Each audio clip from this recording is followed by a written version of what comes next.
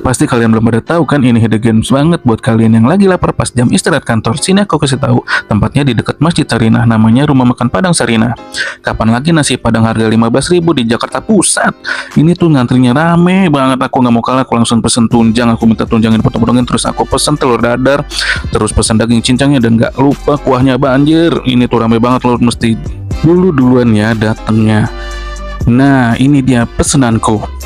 Tunjang ikan, daging cincangnya, telur dadar, mantap. Nah, ini dia pesenanku, langsung nyobain telur dadarnya. Enak banget. Terus kita cobain tunjangnya. Astaga, lembut banget tunjangnya. Terakhir kita cobain daging cincangnya. Dicip-cip, kalau nggak dicip, mana bisa diucap. Gila, enak banget. Kalian wajib kesini.